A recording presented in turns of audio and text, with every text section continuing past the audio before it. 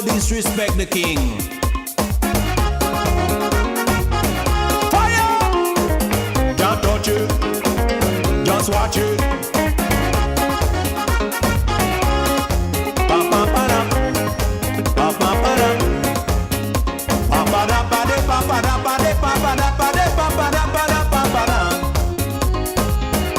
Hey!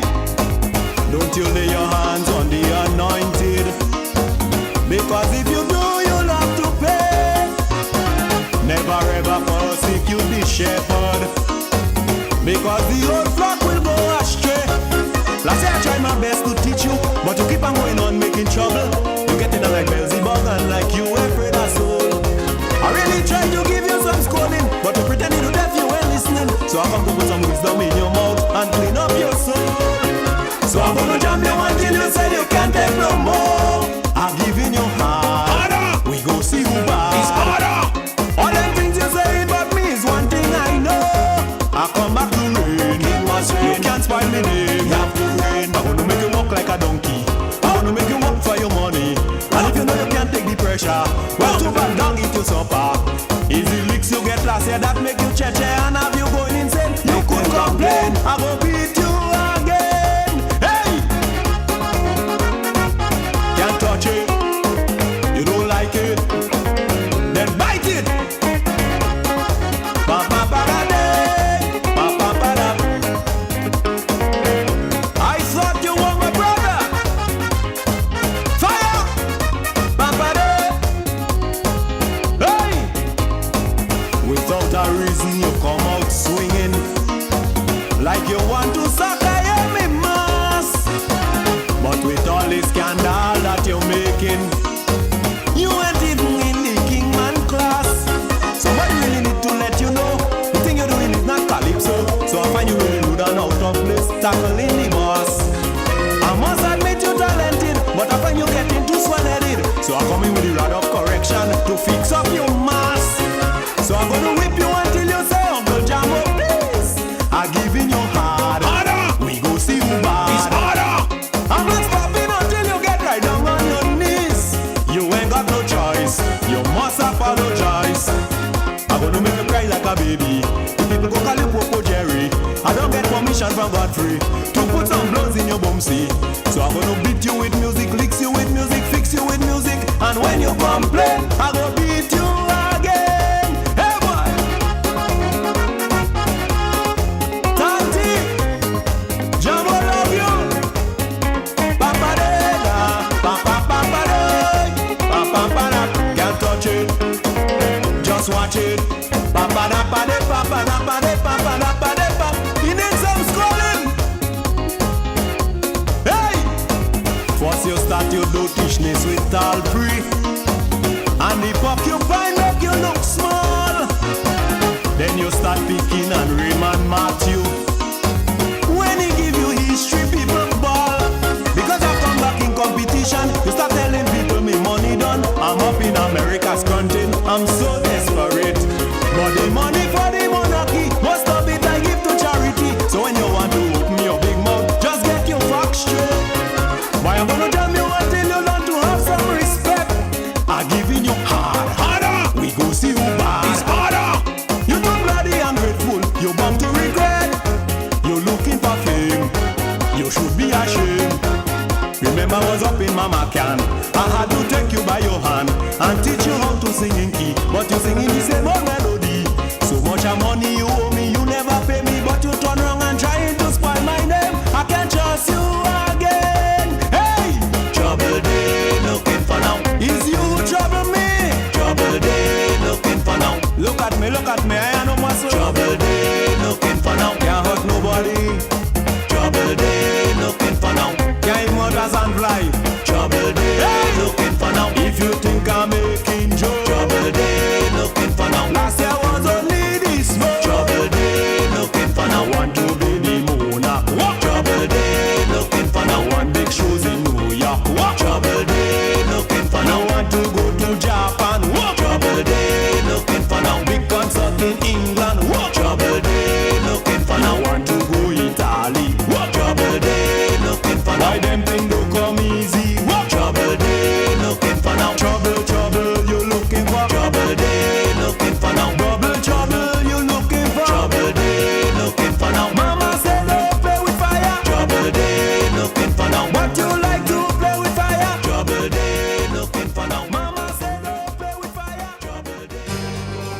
Ion Dependency, with Garth and Natasha.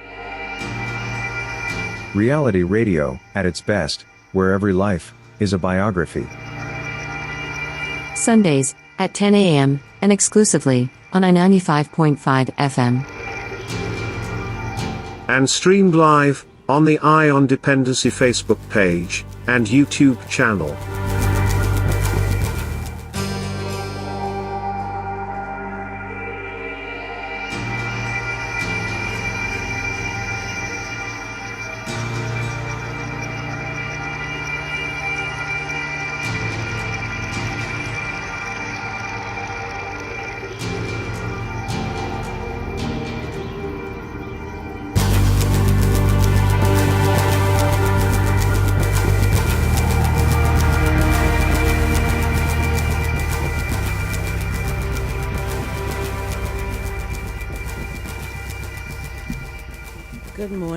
Good morning, good Sunday morning to you. Welcome to Ion Dependency and Natasha, and thank you very much for joining us on I-95.5 FM, and those of you as well locked on our Facebook Live and our YouTube Live. Remember to like the live when you enter.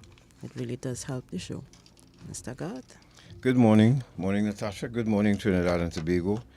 And welcome to Ion Dependency.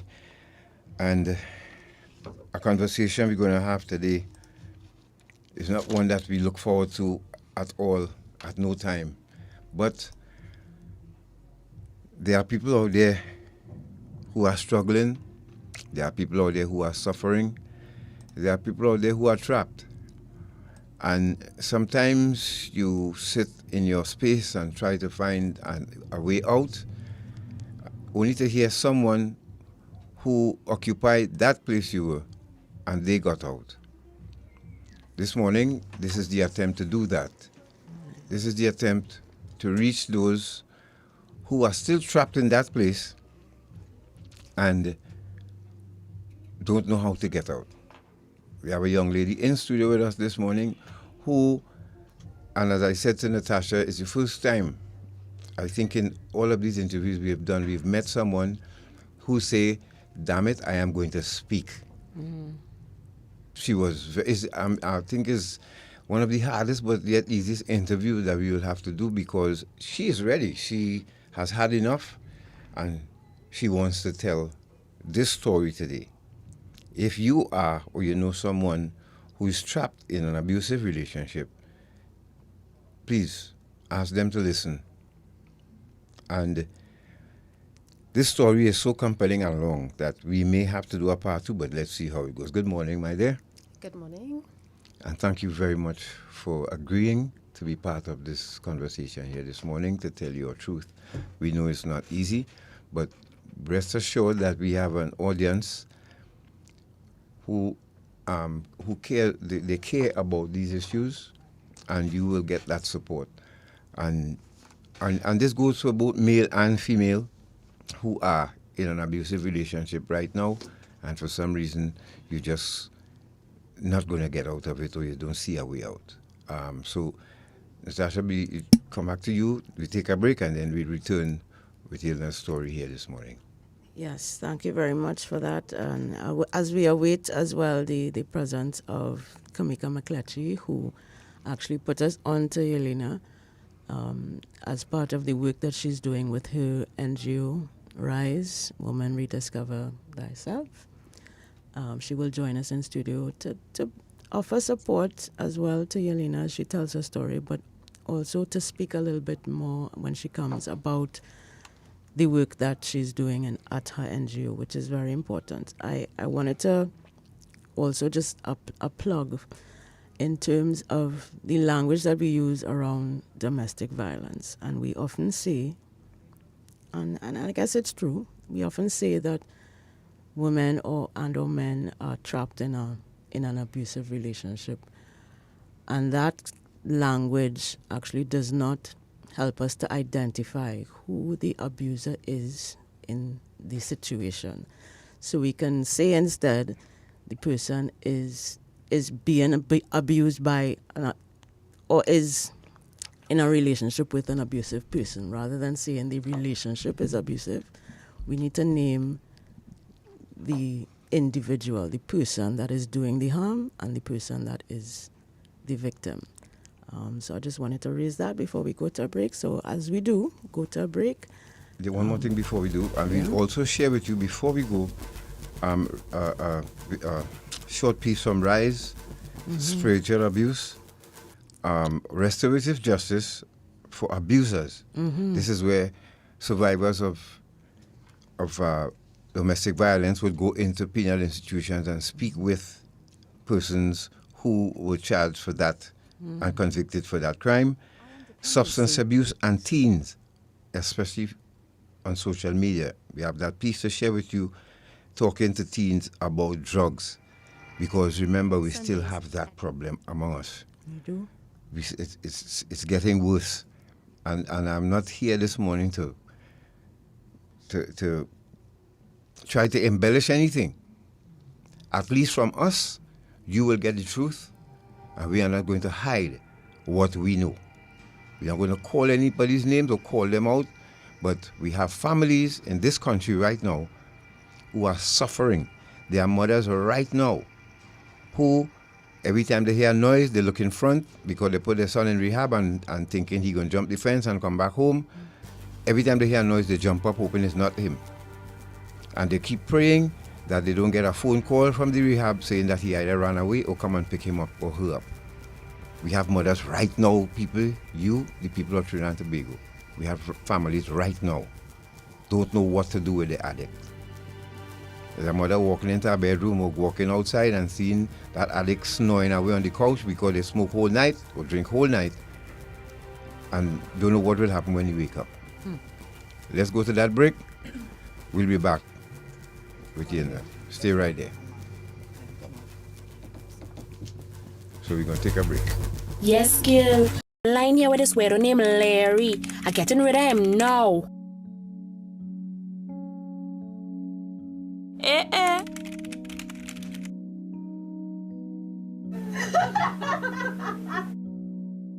Let's take a selfie. It looking good, boy. I'm putting it online. Hey, I thought you say you went to the beach with your parents. Who's you? It's me, Larry, from online.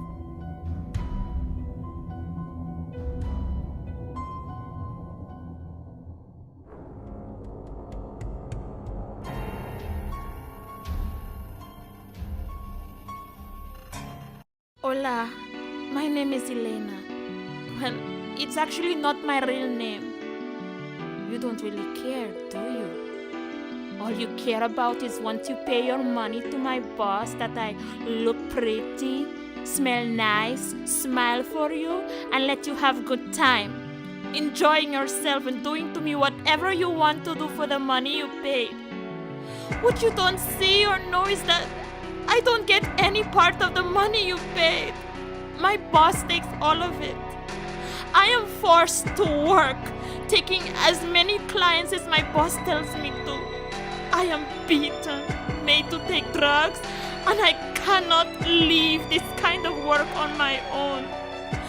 I am a victim of human trafficking.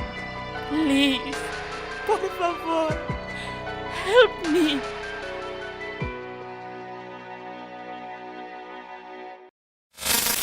Join us this Sunday, 23rd March, for episode 12 of Eye on Dependency, where every life is a biography. As a child, she witnessed her mother beaten with a cutlass, only for the same thing to happen to her while she was 6 months pregnant. She was assaulted by male relatives, and even worse, by someone who preached and sang the gospel. The stories of survivors of domestic and sexual abuse are painful to hear, much less to relive. I am her, and this is my story. Join Garth and Natasha this Sunday as they sit with Yelena, who is ready to speak her truth, hoping to help someone else. Listen live from 10 a.m. on I-95.5 FM or watch live on the Eye on Dependency Facebook page or YouTube channel. The Counter-Trafficking Unit, Ministry of National Security brings you Eye on Dependency. We don't just share stories, we change lives.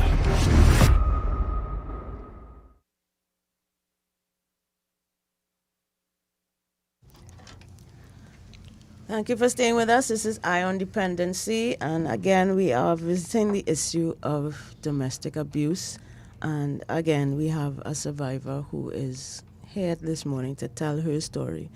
And before we introduce her and begin the interview, I want to welcome Kamika to the studio. Kamika is the founder of the NGO Rise, and she recommended Yelena to us. So before we start, Kamika, just let us know how you met Yelena and how that relationship developed.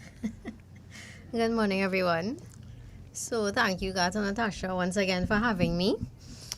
Yes, I met Yelena a couple years back when she was fleeing that relationship.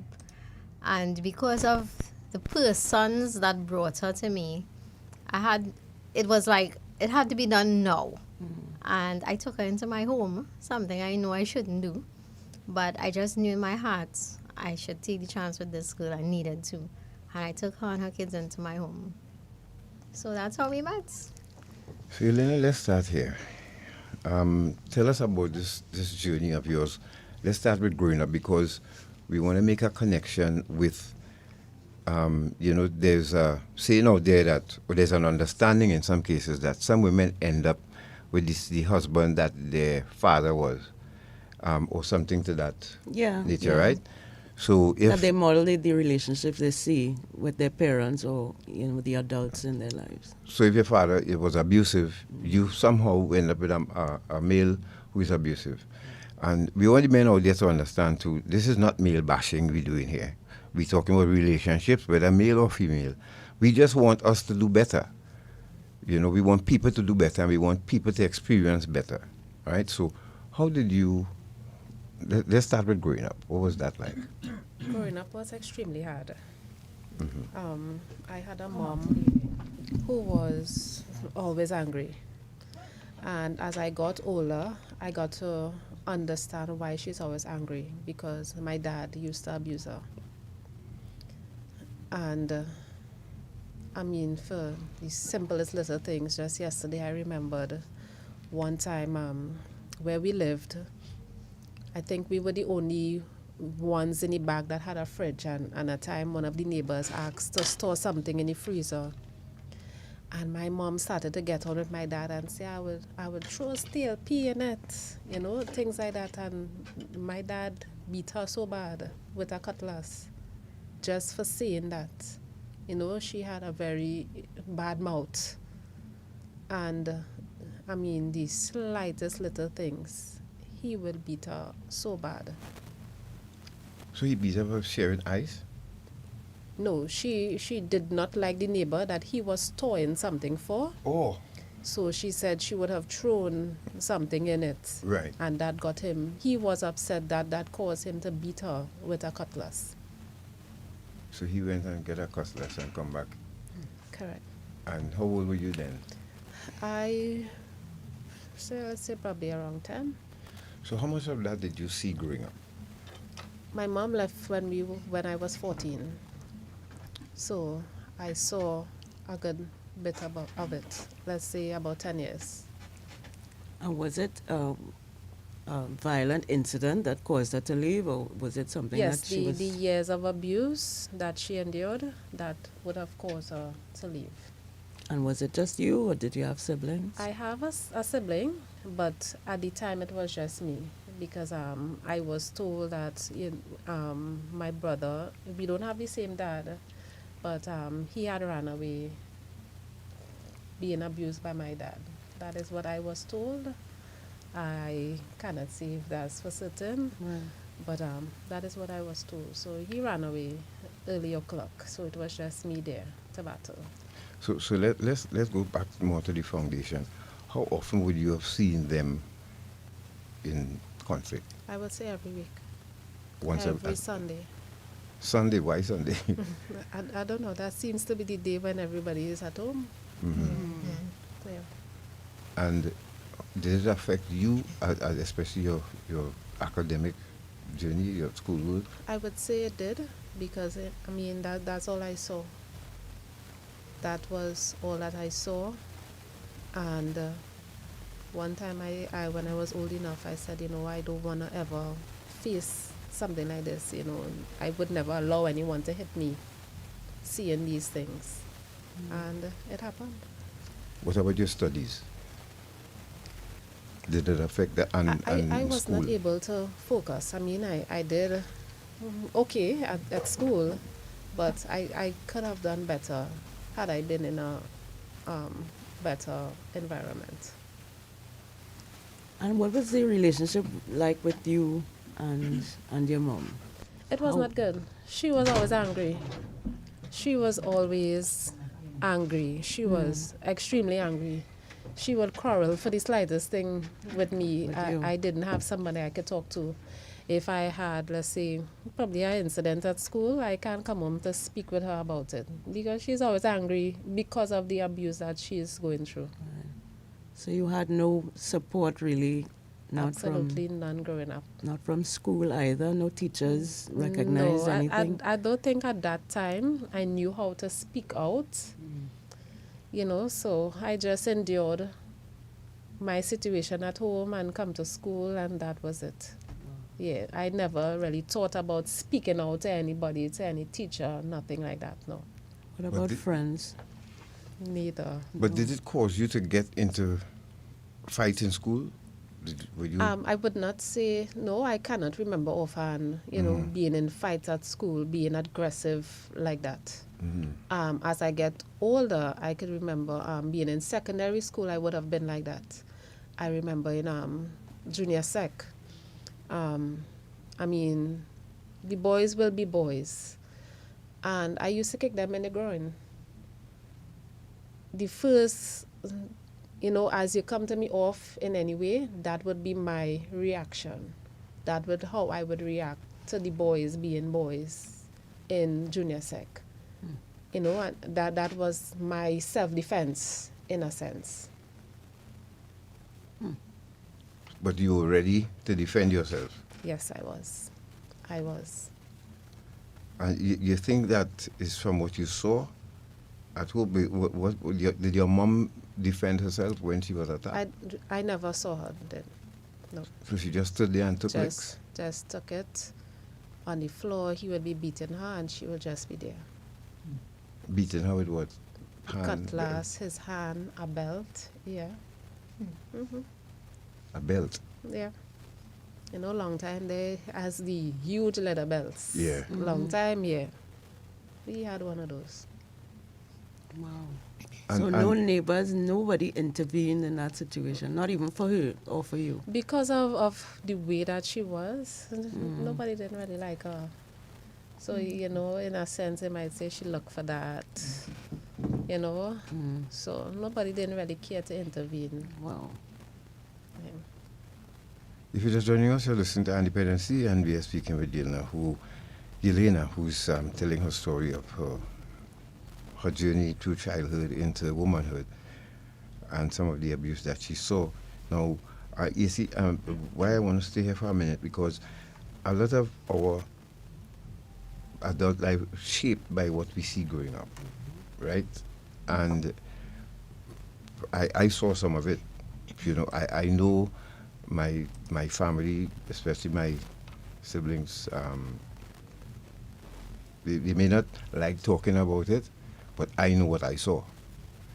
And there was a lot of misdirected anger I know from my mom because of how he was, right? You think a lot of what you experienced was misdirected anger from her? Yes, definitely. Most definitely, because when I started to experience stuff myself and I started to react in certain ways towards my children, I saw the pattern and I catch myself. Listen, you're starting to sound and look like your mother. So I knew what it was when I was going through my stuff. I will be angry with the kids because at the end of the day, they are his kids. And she was definitely the same. She was always angry. I have never seen my mother laughing, smiling. Growing up, I have never heard her say, I love you. I have never been hugged by my mother. That was totally, she was totally angry, just an angry person. She will Unhappy, walk I the guess. road with her head straight, not even tell people good afternoon, good morning. If I do say it, she will start to quarrel with me. Why are you telling this one good afternoon? Why are you saying good morning? What? You know, during the day when she's not at home, I will run away to go by the neighbor to play. Because she wouldn't send me to play other than that, you know. It was extremely difficult. I remember having sisters. My father had older children, and they will come to look for me because at that time I was like the baby. And she will run the children. I remember she running the children. She will close the door. They will be at the door calling, Daddy, Daddy, good afternoon, Daddy. And she would be right there. I cannot go out, and she would not answer the children calling at the door. Wow. Oh, just now. So, no, go ahead, God, go ahead. So, did you ever try to find out about her parents and how she grew up? Recently, I heard that she grew up as basically the same way. She wasn't liked by many. They said she would have patterned the behavior of her grandmother. Did she grow up with her grandmother? No. And what about your father now? What did you have any kind of relationship with him while you were living there? The only relationship I remember having with my father is going to the grocery once a month and him not spending over $100 at the grocery. That is all I could remember about my father. So there was no real interaction with you in a parental way. No, he didn't do homework with you, didn't carry you nowhere. Nothing. Nothing that I could remember. Wow. Are they still alive? My father passed away 2021. And your mom? She's still alive. You all have a relationship? I try to. She was in a home for the past about 4 years or so. My brother took her out recently. But I kind of dislike some of her behaviors and stuff that she would have said while she was in the home. For me, she was a little ungrateful to the things that I would have done to her, knowing how we would have treated me as a child. And I still did what I had to as a daughter to her mother. And that was taken for granted. You know, you said something just now that really shook me. Was you actually experienced the opposite to how some of us grew up, because you walking with your mom, you dare not pass an adult and not say good morning. Yes. Right? You know, whether by yourself or with your mom, and worse yet, if we with her. But she had a problem with you telling people good morning. Can't speak to anyone.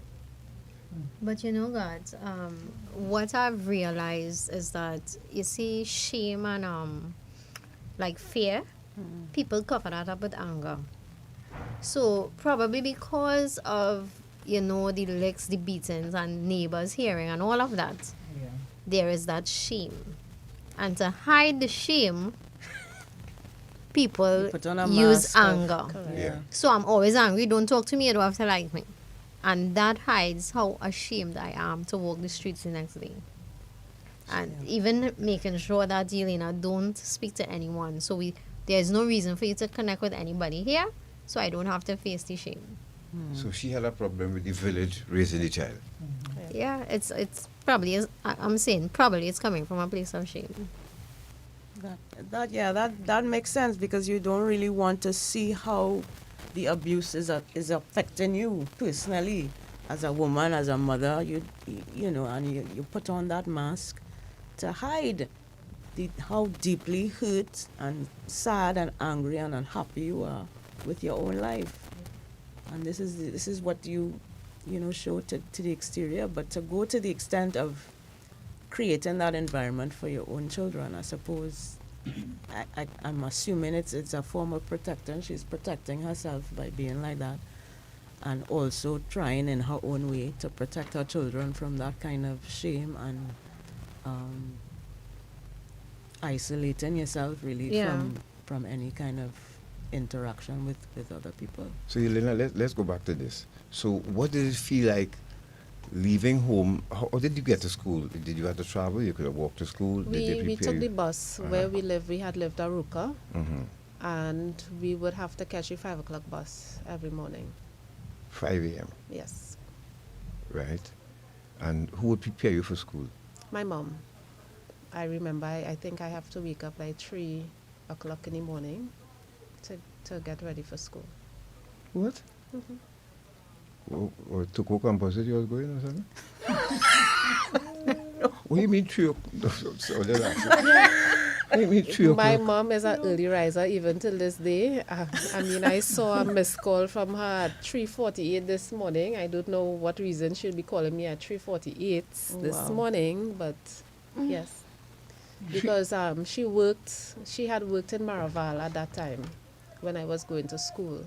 So she is counting those hours that she has to get to work. So we would have to catch the bus because we really can't afford Maxi and so back then. Yeah, 3 o'clock. And what time would you get to school?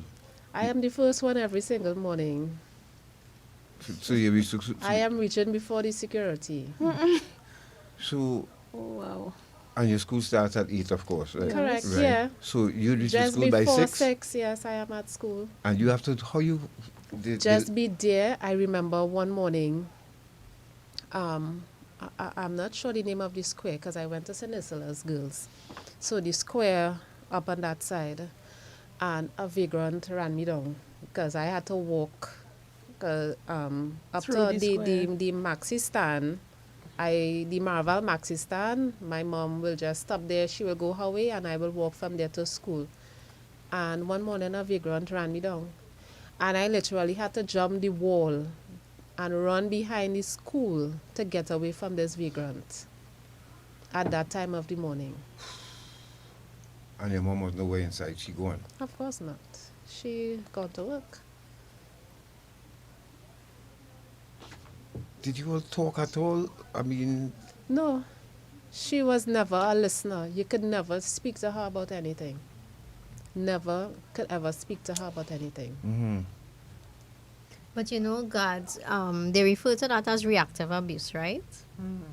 So when the victim is being abused, what happens is that everyone else outside of that relationship, you have something called reactive abuse where they start behaving abusive to those people.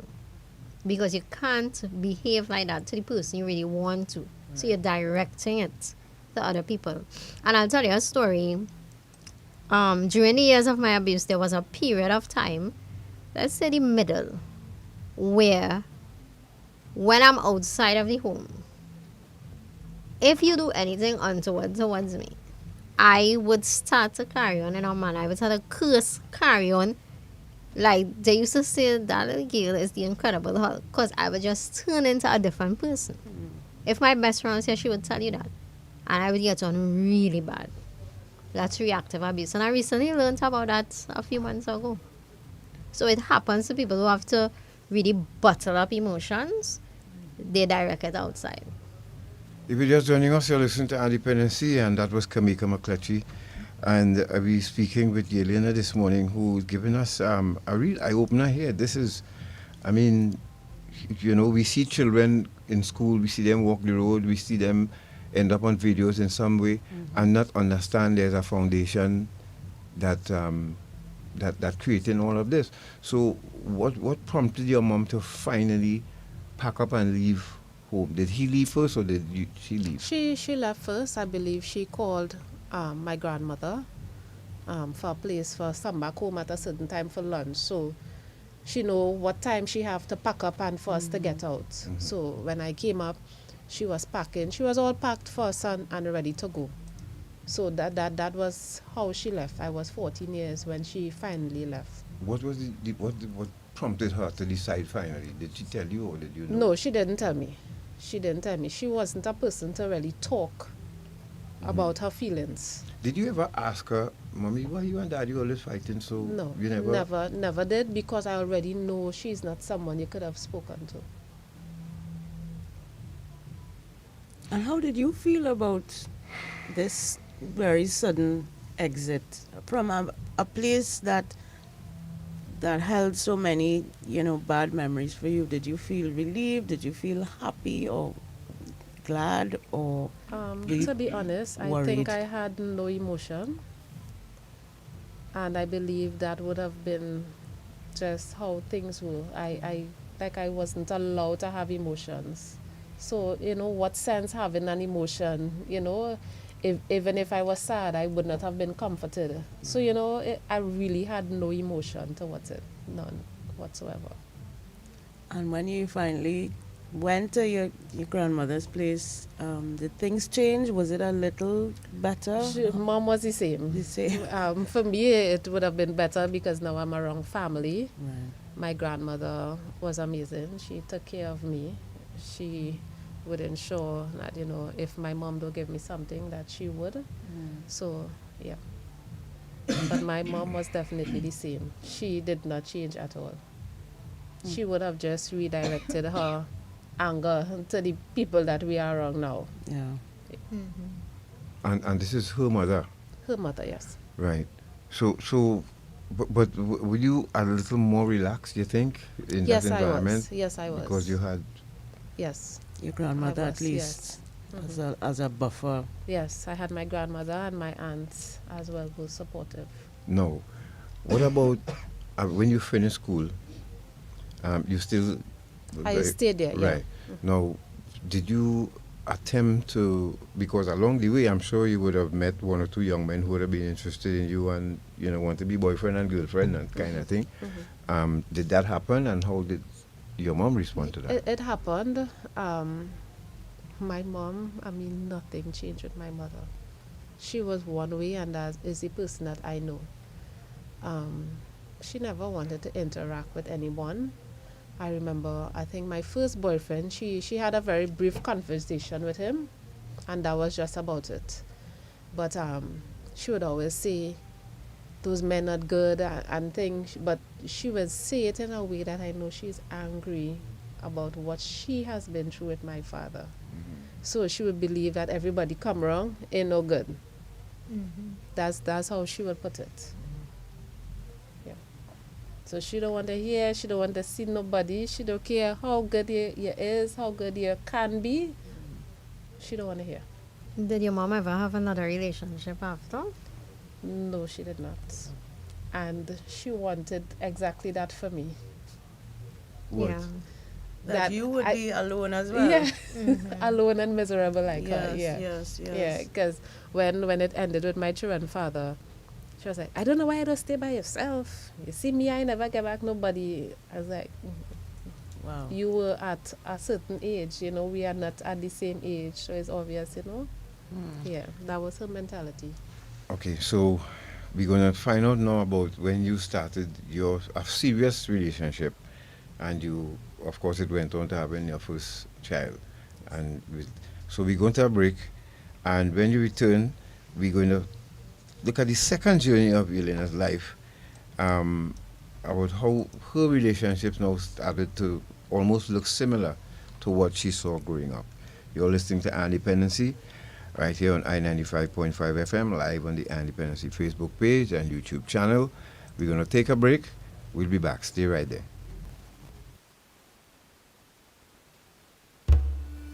Slavery, a terrible time in our history. The kidnapping, buying and selling of people for profit, the exploitation of another human being. It still exists today. It has a new name: human trafficking. Anyone can be a victim.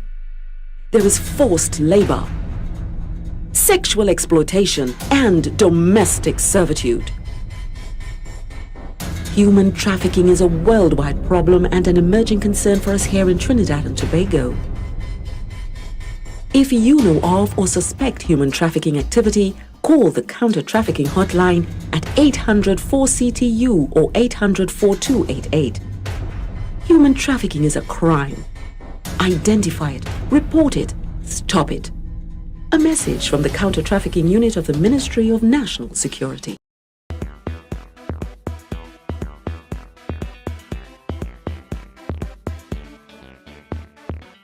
Ah boy.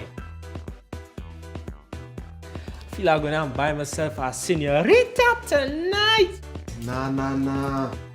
You know you might be promoting slavery. Slavery? What you talking about? Hey, modern day slavery or human trafficking is just what some of these people just do. You know some of these women were tricked to come here? Some are held against their will, abused, and even beaten. Most times the girls don't even see any of the money that is paid for them. And every night, they just have to come out looking nice and sexy for somebody like you. Human trafficking is a serious problem and a serious crime. Persons who solicit commercial sex services may be contributing to human trafficking. A message from the Counter Trafficking Unit of the Ministry of National Security. Do you want to support our work at Eye on Dependency? Here are 3 ways to do so. You can make a donation to the Eye on Dependency account at Republic Bank. You can follow the Eye on Dependency page on Facebook. You can subscribe to the Eye on Dependency channel on YouTube. Liking, commenting, and sharing the live on a Sunday also helps. Thanks in advance for your support.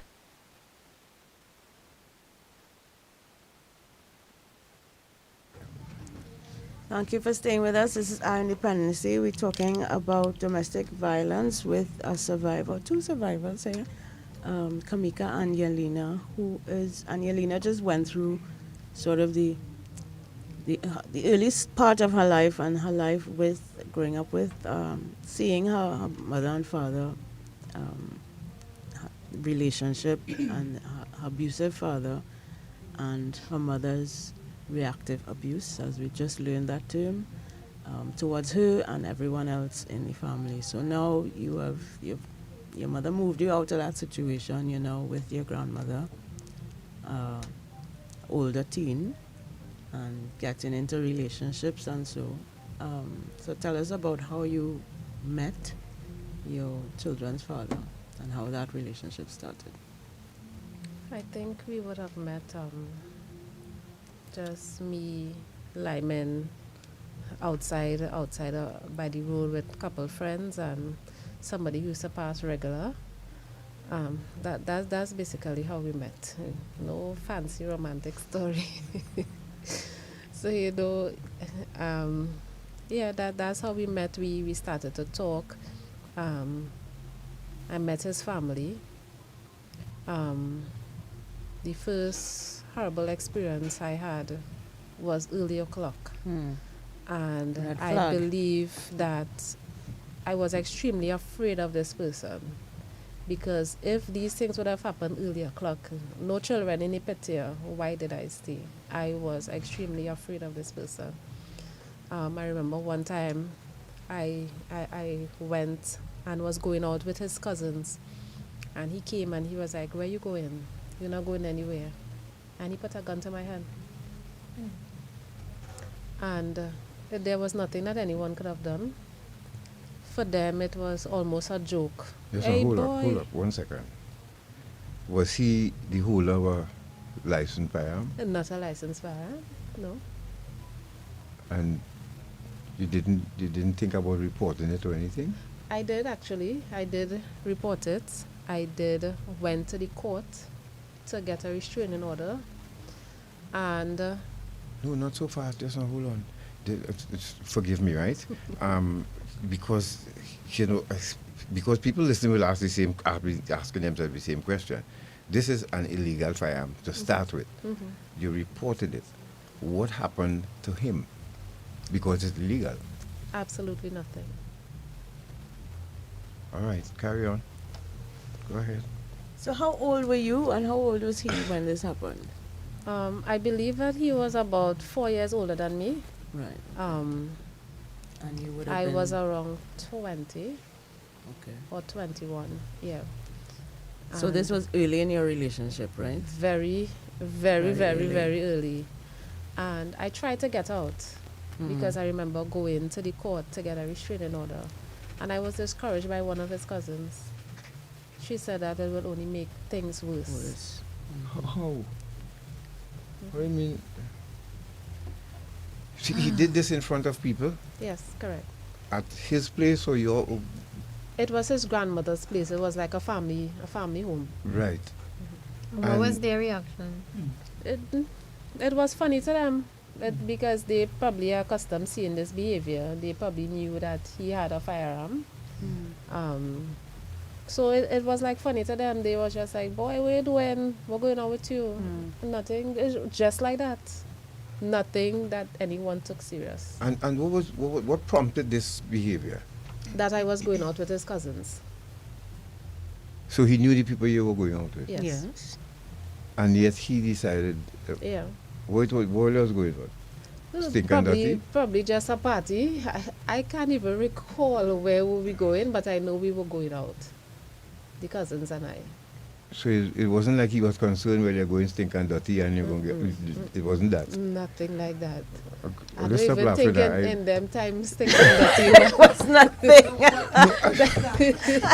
I'm just trying to put it in perspective. Yeah, Why those would times wasn't even that didn't even come about as yet.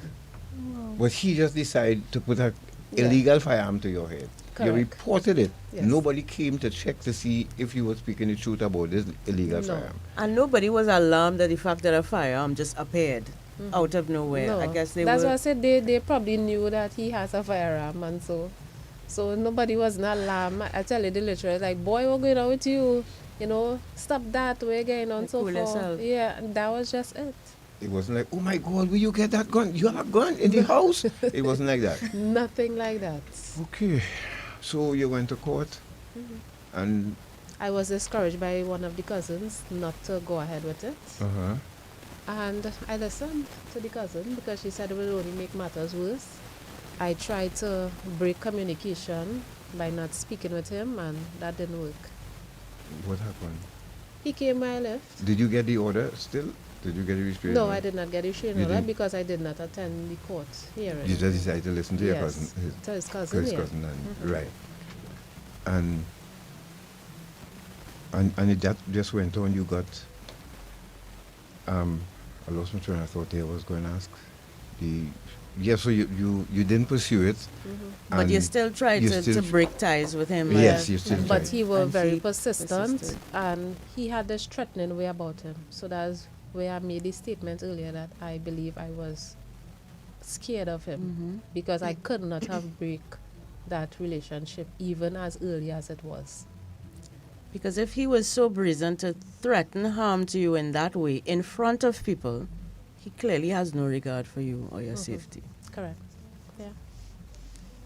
Did it get physical at any point?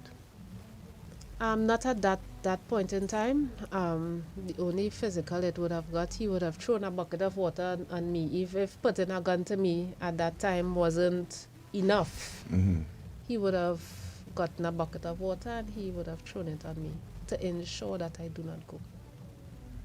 And you stayed? Yeah. Why? Because he kept coming. He kept coming after me, threatening me that if I leave him, if I go to the police, if I do anything at all.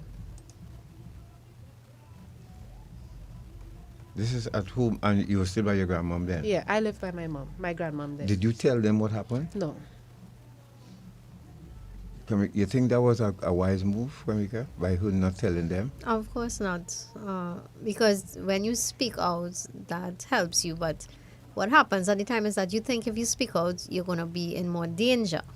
But speaking out actually gives you some level of safety because the more people know, I mean, you have a chance that they're going to back down a bit, you know. But that would have, that for Janelle not speaking out, right? That, Yelena, sorry.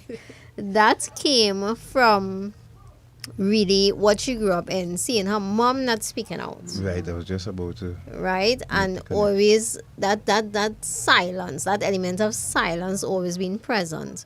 So what she learned is when you have a problem, you have to stay silent. It's passed on. Yep.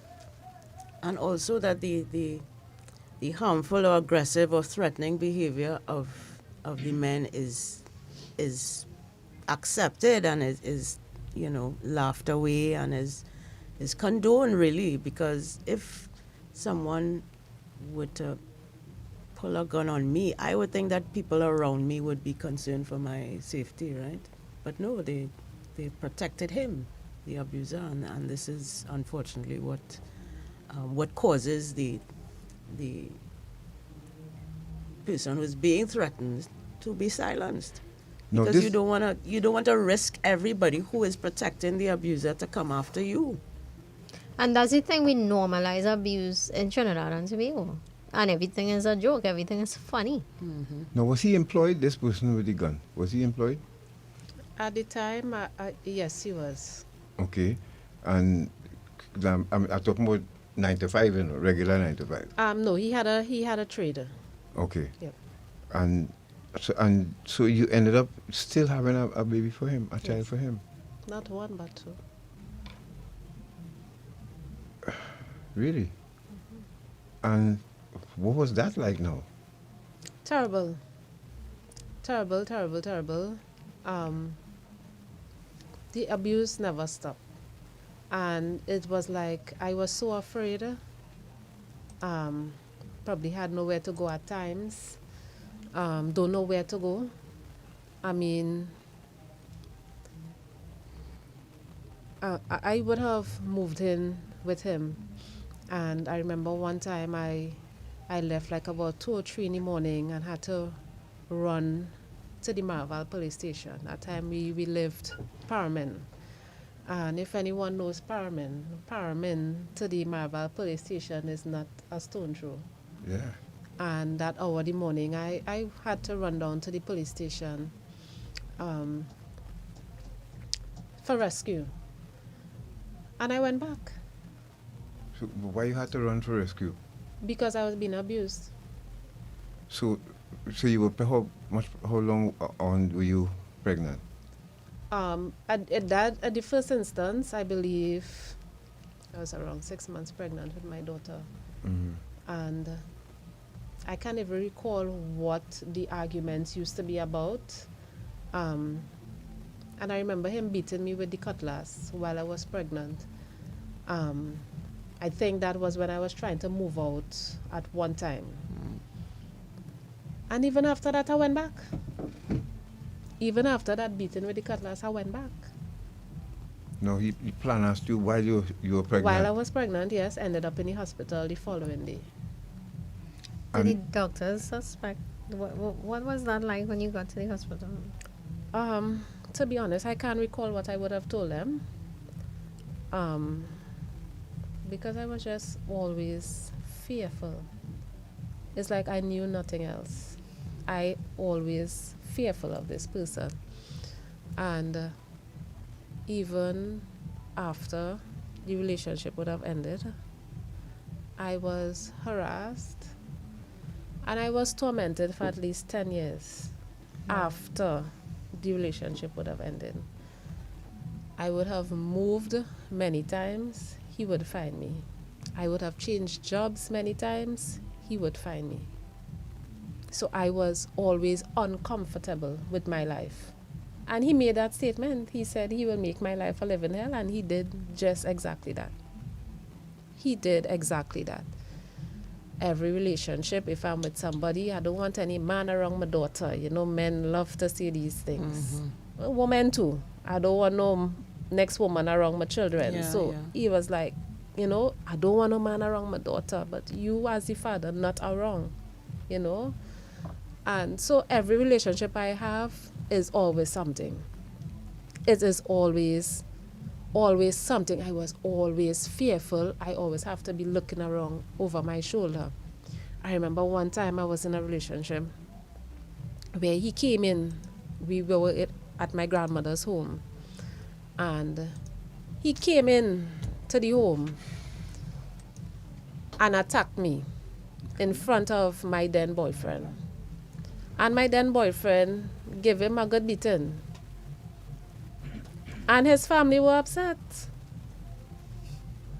They was like, how could you allow that to happen? That is your children, father. So I was like, how many times do I have to sit and take this abuse? Y'all know firsthand what I have been going through over these years. So finally, someone would have stood up for me. They were upset. They were highly upset. No, this is not the brother who was involved in the religious part of life and singing. That wasn't him yet. No. Right. Child father. Yes.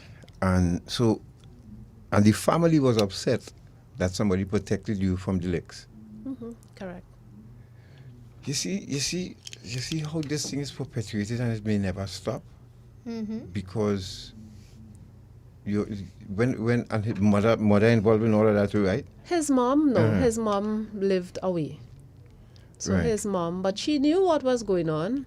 But I mean, how much she could do in a different country. Yeah. How old was he? At least 4 years older than me.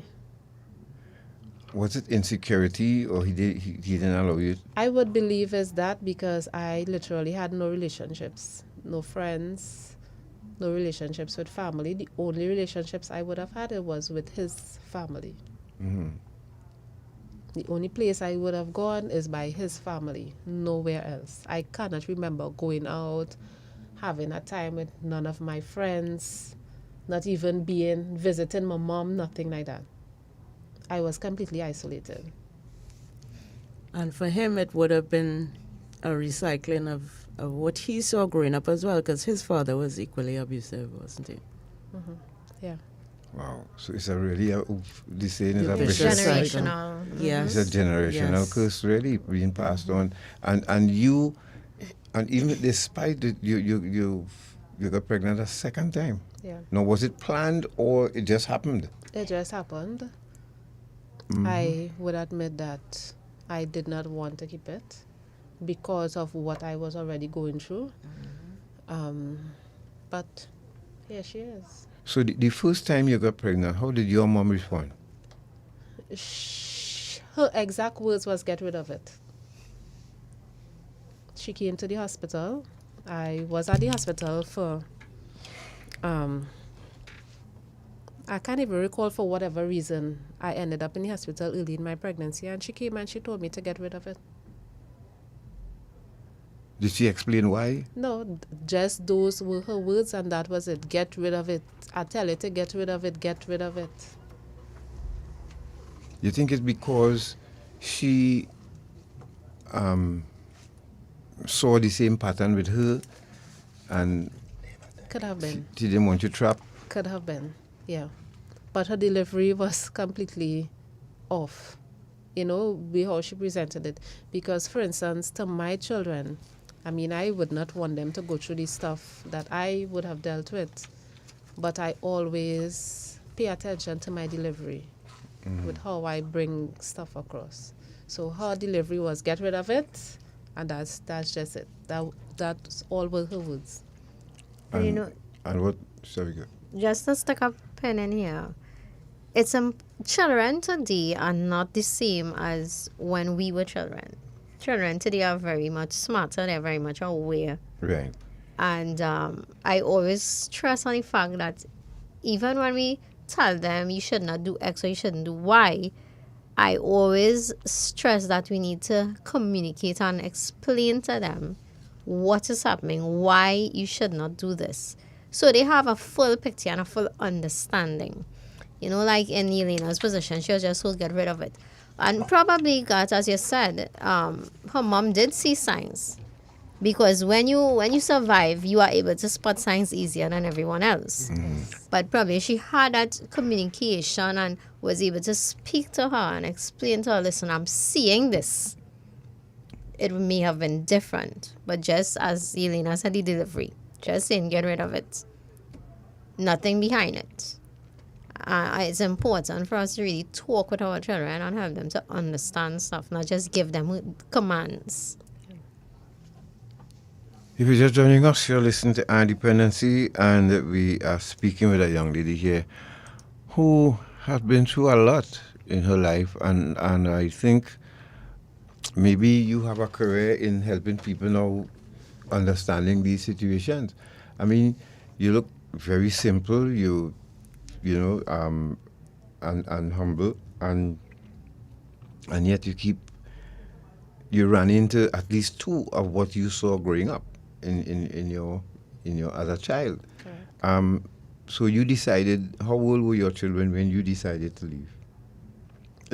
Before that, did your children witness him too being abusive to you? Yes, they did. How did they? They did.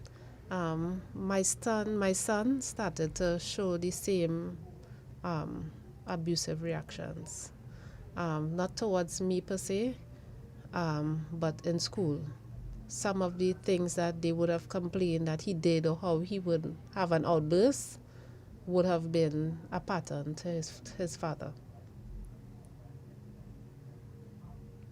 See how it's passed on? Yes, absolutely. And I'm just thinking now about how we protect the abuser more than we protect the victims in these situations, most often than not. And there are no consequences for that kind of behavior, particularly when it comes from men, because they're not other men who are holding them accountable for their behavior, unfortunately. And that is how the cycle continues. How, did they ever ask you anything, your children, why are we, or why No, Dad? they have not asked. They have been quiet through it all. Just Just the same as I have been. Yeah. Yep. So when you decided to leave, what prompted that? A beating. So let me ask you this: was he the kind of person that he would come home, he would go shop for himself, buy stuff, buy sneakers, buy nice clothes, and come bathe, change, sweeten up, and go out and leave you home? Yeah. Yeah. All I knew is work and home. That was all I knew. Taking care of the children. So he never carried you out, have a good time, doing all the good, nothing like that? Nothing like that.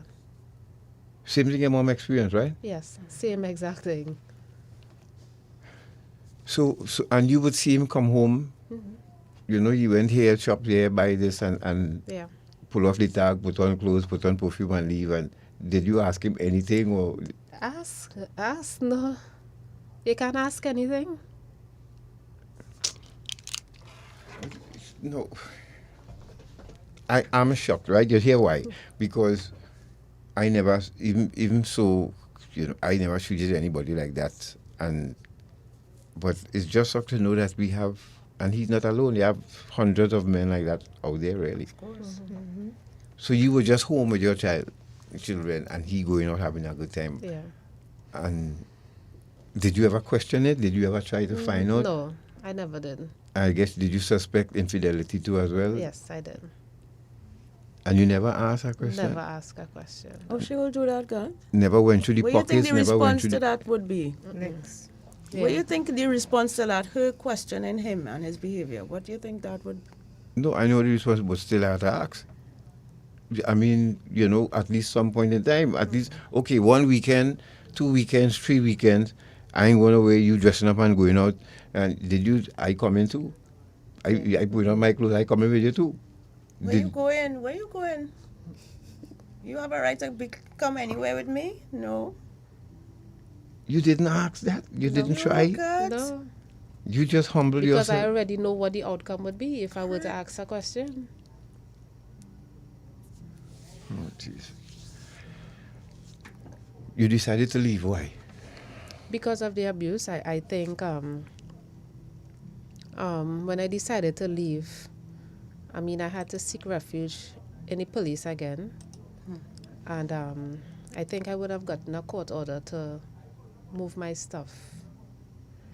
And no, I think before I got the court order, I attempted to move my stuff. And I was beaten a second time with a cutlass. What year was this?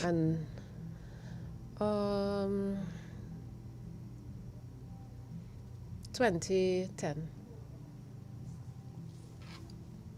Turn of the century we talking about here. This is not 1970 we talking, 1980 we talking about. So go ahead. 2010, I decided to leave. And when I got my last beating with the cutlass. And the following morning, I remember going to the family court for his training order. Not so much maintenance, but I had to apply for custody of my children because of the type of person that he was. So all of it came in a package: maintenance, the custody, and the restraining order. And it was years and years and years of torment. 2010, the torment would have ended 2021. That would have been the last ever court date, the last I would have heard or seen from this person. So that would have went on for 11 years. Now the beatings took place at his place where he... Yes, where we had lived together when the children were small. With the family? No, not with the family. We would have moved to one of his mom's place, I think, in Right. Paramin. Right. Mhm. And did anybody intervene when they heard the beatings going on? No, nobody would intervene. And how did you feel showing your face in the community after that? Well, everybody seemed to know who he were. So, I mean, I don't even think there were room to be ashamed. I don't even think so. Are you kidding? I don't think so. There And the were houses no are room. close there, right? Yes, they are. So and you, of course, obviously you were bawling and screaming when you were getting Yes. beaten with a cutlass. And nobody... Nobody. You will just go outside and you'll see everybody looking on, and that's it.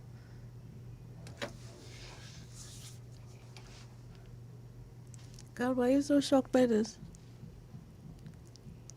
Because everybody who is looking on, peeping through their window and hey, like, Yelena getting licks tonight, boy. So that was a And popcorn somebody moment in the then. house might say, so we can't call the police or something. No, don't call the police. That's not our business. Yeah. Right? That is the response. Don't get in man and woman thing. That is the response. Instead of trying to find out why somebody is being beaten, regardless of the fact of man, woman, or child, it's like we don't care that somebody is being brutalized meters away from us, and we have the power to do something about it. We are not in the position of receiving the abuse, but there is always something you can do, whether it's to just knock on the door, whether it's to call the police, whether it's to raise an alarm, get people together, just stand up outside the house, just bear witness to what is happening. Yeah. But we as onlookers are also afraid and making this the abuser again, protecting the abuser from the consequences of his actions. We are all, put into this state of fear of speaking up about it, about challenging it, about, helping it, making it stop. And it's a societal thing. It's not just a man and woman thing. This is a societal issue that we are really afraid to confront for some reason. So what you said, like I asked, the houses are close there, so everybody knew that, and it's once a week you said you were abused, at least so in between two. No, that was my mom. Right, but with Yes. you. But with me, let's say probably once every 2 weeks, a month. Yeah. And for what? Just for asking a question, or you didn't cook when you come home? Could be all of those things. To be honest, I cannot remember. I mean, if he were to come home angry for some reason, so forth, yeah. I can't give you a valid reason as to what had happened. I am being very honest with you. You sure? I am absolutely sure. Because somebody asked... You asking her to Just jump into hold on his that. head to figure out why you do not it. What only you that. do. Not only that. Some people ask you when you get raped, what were you wearing at the time? Or Yes, what you do to yes. this? What did you do to cause the man to yes. beat you? Yeah. No, stop playing. Exactly. Yes. Stop playing the man. You're blaming the man. The man. What is you do to cause the man to beat you? Like if beating somebody is okay. Yeah, exactly. Yep. And after he beats you, he's going to lie down and sleep. Yeah, normal. I don't tell you what. If you just listen, if you just join us, you listen to Iron Dependency, and we are. No matter how many times I've heard these stories, I am. It's like a new one than the last one because Kamika have a story or stories that you all she still need for you all to hear. You all would not believe her, but these two little women sitting in the studio here have been through so much in their lives. And it only shows how the human body and spirit and mental is strong, can withstand this kind of like understanding slavery then. You know, how people could have survived that and still live to tell the tale. You know, so what was the last beating was for what? If you could remember that made you leave. Because the fact that I am leaving. Or you decided you had enough. And he decided to beat you to make you stay. Yeah. You could understand And that. and this is the most dangerous time for women in these situations, right, Kamika? Yes. Leaving is the most dangerous time. Yeah. But you insisted that you were leaving. This time, the very last time, yeah. And that's why you have to speak up. Because in that leaving, you need that team of people around you to ensure your safety. You did this alone or you got help to leave? The only help I would have gotten was from the court order, and from the police. But to say family or friends, no, I didn't have that support in leaving. You had 2 children? Yes. You called a taxi or you just walk out from Parliament with both of them? I would have left, and as I said, I would have come back and attempted to move my stuff out. And that's where I would have gotten my last beating. And the following day, I had to run to the court for help. Because I know this time I was not going back. Now, I know many of us like to say, you know, the police don't help and people don't get involved and these things. And the reason why is that because we always go back. We always go back for whatever reason.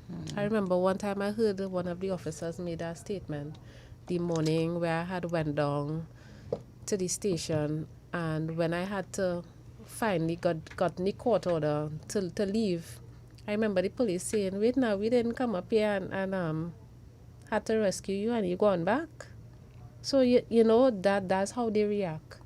That's not the point. Do your flicking work. That's how they react. I understand what you're saying. Why did you go back? Yeah, you know? Yeah. And I think maybe that's why people don't help either. Because they will try to help and we always go back.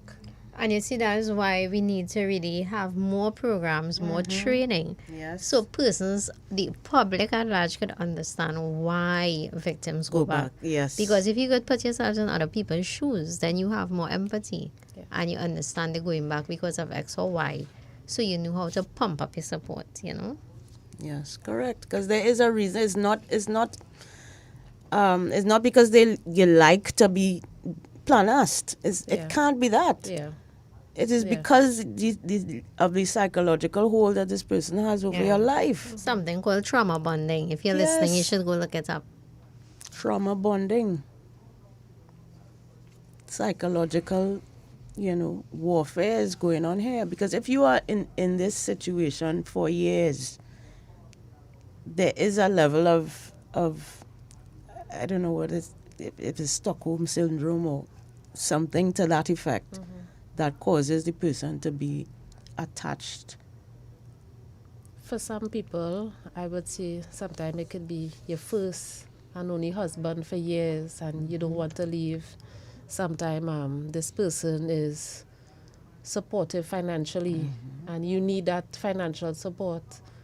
So sometimes it's fear. For me, it was fear. I was fearful of this person. It may have been easier to stay than to go out and than to leave. So that was my reason for going back. you know, but many of us have different reasons why we do go back and why we stay in these type of relationships. Absolutely. And fears are very powerful emotion, as we all know. Yeah. If you're just joining us, you're listening to Dependency, and we are speaking with Yelena here this morning, who is telling us, and this is just part one of it, folks.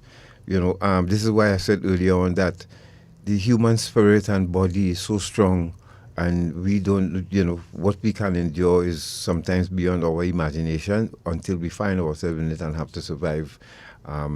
Because whereas that question too as well, you see, the beating in the neighborhood, and this is the problem I have. Like I said, Natasha and I disagree on many things, but when the voices start to raise, I say, hey, take it down. Yeah. Take it down. The neighbor don't even have to know me and you fall out, right? Because, you see, because when people are accustomed hearing you quarreling, the time you're going to get killed, they wouldn't intervene. Yeah. Because they are accustomed hearing it. But if for some reason, you know, it's wait, not them quarreling, how come people will pay attention? And from the time she ball help, or ball somebody run across and say something wrong, right? Mm-hmm. But when they are accustomed hearing you getting licks. Suddenly threatened me. That was his power, to constantly threaten me. He would be by the children's school. I would get threatened by the children's school, where I work. When I had moved from my grandmother's home, moved somewhere else, he would have find me. If I changed jobs, it was like he had a job to stalk me. Because don't matter where I moved, change jobs, he was there to threaten me. Did he ever try to, use the normal line of, look, I'm sorry, thing up again? No, it was constant You just threat. belong to me and you have to come back Yeah, home. it was constant threat thereafter, because now the fight was for the children. So that it come like it was a greater fight I was fighting now that we have these children to fight for. But it's the audacity, because you have not been a father to these children when you were together. Now Correct. that y'all are separated, he wants to be Correct. a father to them. I remember one time he made a statement in the courtroom, and he told the magistrate that he would not pay child support unless the children are with him. So he would have said that to a magistrate. He is not going to mind his children. So, it's not really about the children, right? It's about power and control. Correct. And the children are the way to regain power over you. Right. Yeah. Let's take a break now. So we take a break. I am very hardcore. I know that, right? When they say hardcore, what do you mean? Hardcore. I spent time on the streets. Remember, I went to prison. Right, okay. I understand. I even seen it. But for some reason, every time I hear these stories, it continues to really. If I could only reach out to brothers now and let them know, it's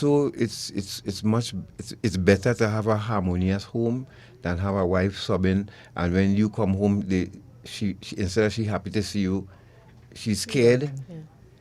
Yeah. Why would you want to have a home like that? Why? It makes you feel big and good about yourself. Yes. Yeah, That is what some men equate masculinity and manhood to mean. Yeah. That you have control over somebody. Yeah. I'll tell you something. When I was married, right, my ex-husband, it wasn't just our home, it was the street. When that big truck turned in that street, all the guys on the street going inside, they're moving the cars, lime, music, everything done. And that made him feel like the big bad wolf. And a funny thing is, Kamika is very tiny. And my children's She get big now.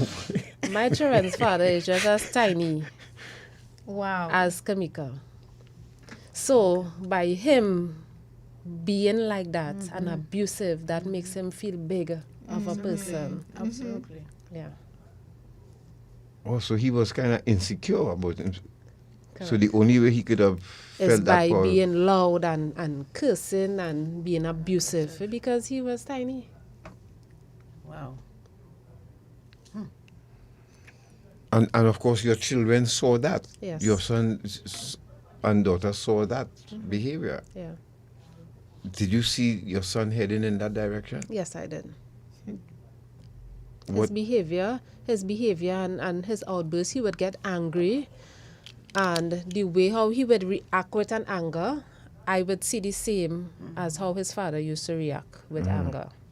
Yeah, I saw that. If you're just joining us, you're listening to Dependency, and we're speaking with Elena, and we deliberately taking our time with her because she has a very, compelling story to tell. And of course, we told you it's going to be part 2 because when she thought that she was safe and she ended up in the hands of someone else now who, you don't expect to be bragadang brang, it was worse, and forgive me for using that term so man, just line up video B, please, and let's start with video A. This is from Rise. Natasha, you want to introduce it? Yes, this is an older series of skits by Rise on the different kinds of abuse. So I just pulled out 2 of the skits that depict physical and spiritual abuse, which is, of course, we're talking about the physical here today, but the spiritual abuse is perhaps a little more insidious, and it's something that we have discussed on our Independency before. But it's just like a reenactment of how these abusers inflict this harm on their partners, physically and spiritually. Let's go to that one first.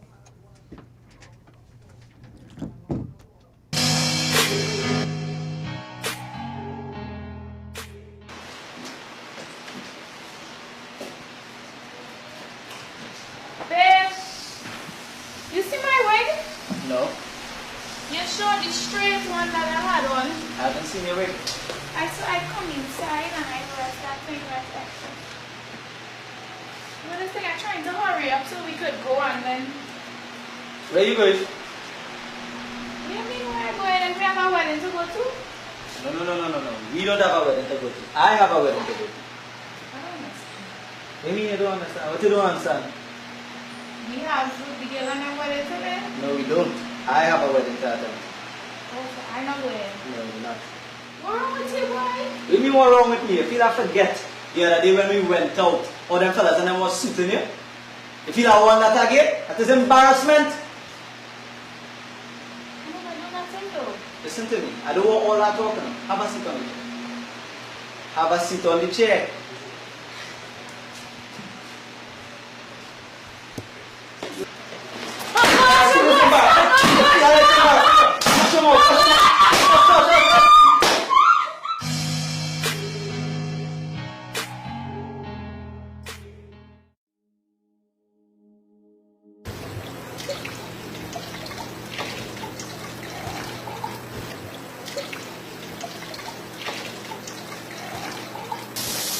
Get it? Hi. Food ready? Yes. I just put the baby down. She was really fussy, so now I come here to try to organize. Food's supposed to be ready by 1. But the child was fussing, I couldn't get her to sleep. But, where's all these buts I hear? Remember I told you I want food done by 1. I want the house clean by 2, and we have some guests coming over later. So we need the snacks and things prepared by 4. It's supposed to be by half 4. I couldn't get the baby to sleep. I just get her done. Don't worry, it's not going to take that long. I told her. How hard this could be? How hard it could be? All you do is see about the baby and come and do housework. I do everything else. How hard it could be that you can't get food finished by 1? Maybe it could be a little more understanding than that. Yeah, you want understanding. As a pastor, why this is how you behave it? You don't read the Bible. You read the Bible? The child wasn't sleeping. Come on, tell him what the Bible says. Come. Man. Have a seat there for my place.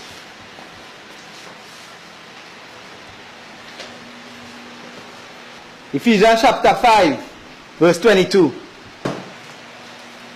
Have I read? Ephesians chapter 5, verse 22. Tell me what it says. Today, please. Wives, submit to your own Wives do what?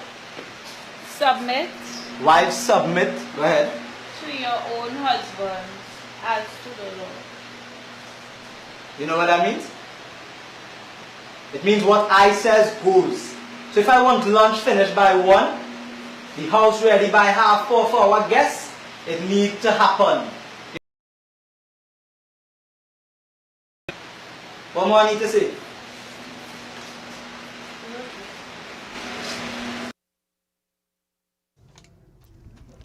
So that was some reenactments produced and scripted by our very own Kamika McClatchy and Bryce. If you go to their Facebook group, you'll see the videos there. But this is just like a dramatization of actual situations that Kamika would have come across. Very instructive. And Yelena, you said you recognize some of the conversations that were being had there. Yeah, definitely. So, but with all of that, you still have to cook for the person and prepare food and all of that. Yes. Listen to me. How... Now, as a man, I would have been thinking of ways to, I don't want to say this Sunday morning. Did it ever cross your mind at all to how you could, end this without police suspecting it's you? Never? No, it never crossed. Never crossed my mind. When you hear him pull up home, how you used to feel? It just started to feel that fear. When they're not around, it's feel relaxed and at ease, and as soon as they appear, there's a fear.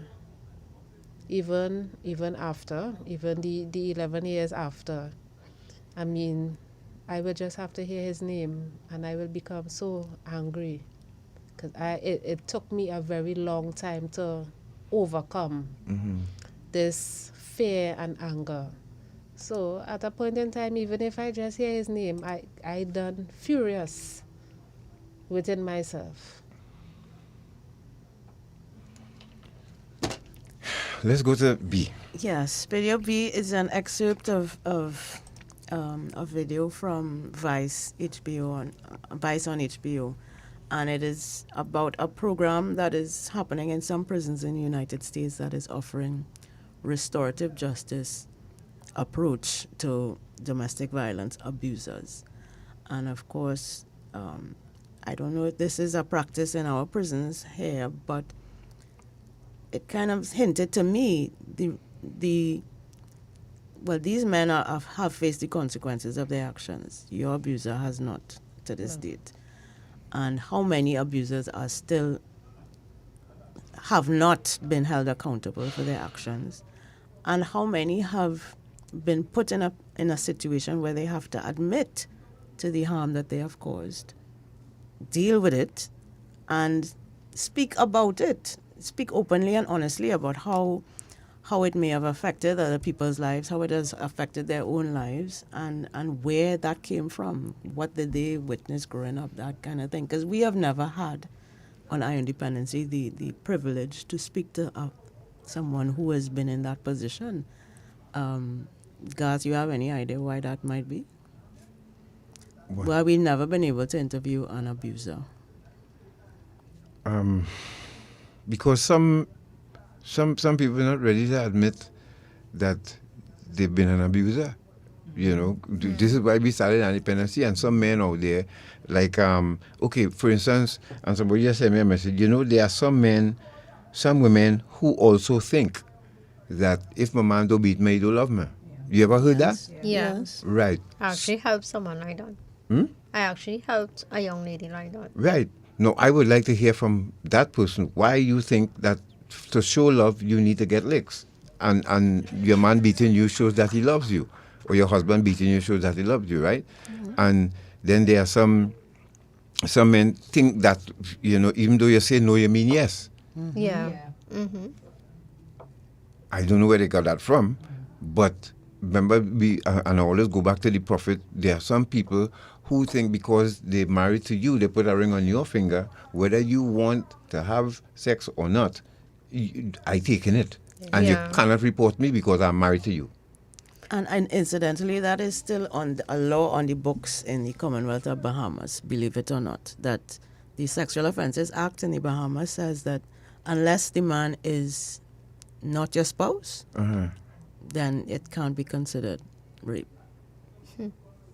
Unbelievable. That is on the books. Yeah. But let's go to this. Yeah.